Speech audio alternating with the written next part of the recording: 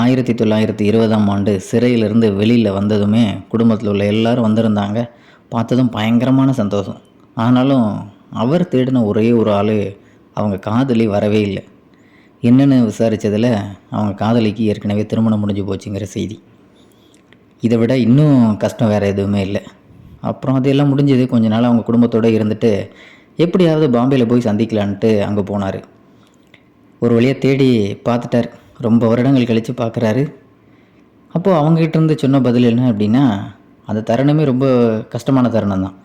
அவங்க சொன்னது, எத்தனையோ முறை நான் கடிதம் எழுதினேன் சிறைக்கு, ஆனால் ஒரு கடிதத்துக்கு கூட எனக்கு பதில் வரவே இல்லை. அந்த ஆங்கிலேய அதிகாரிகள் இவர்கிட்ட கடிதத்தை கொடுக்கவே இல்லை. அதனால தான் இவர் உயிரோடு இருக்காரு இல்லையானே தெரியாமல் திருமணம் முடிக்க வேண்டிய சூழ்நிலை ஆயிடுச்சு அப்படின்னாங்க. அப்படியே மனசு உடைஞ்சு வந்தவர் எல்லாரையும் மாதிரி காதல் தோல்வின்ட்டு வாழ்க்கையை வீணாக்காமல் அடுத்த நிமிடமே சுதந்திரத்துக்கு போராட ஆரம்பித்தார். 1931 காலகட்டத்தில் அப்போது ஒரு 18 மாத சிறை எல்லாம் முடிஞ்சது.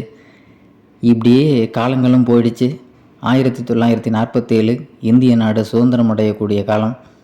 இந்திய நாடு மிகப்பெரிய கிட்டத்தட்ட ஒரு 300 வருடங்கள் ஆட்சி பண்ண ஆங்கிலேயர்கள் நம்ம நாட்டை விட்டே போயிட்டாங்க.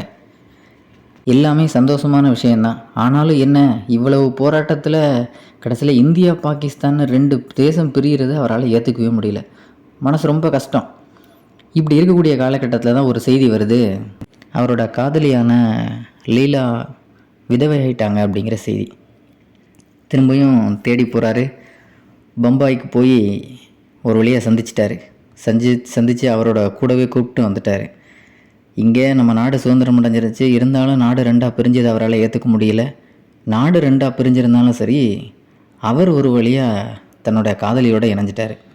அதுக்கப்புறம் திருமணம் முடித்து சுதந்திர இந்தியாவில் சுதந்திரமாக ஒரு அகதி கிராமத்தில், அதாவது அஸ்ஸாம் பக்கம் அகதியாக வந்த மக்களுக்கு, மாணவர்களுக்கு வகுப்பெடுத்து ஒரு ஆசிரியராகவே தன்னோட வாழ்க்கையை கழிச்சிட்டார். அப்படியே அவரோட வாழ்க்கை 1965ஆம் ஆண்டு வரைக்கும் வாழ்ந்தார். 1885 தொடங்கி கடைசியாக அவர் 1965 இறந்து போனார்.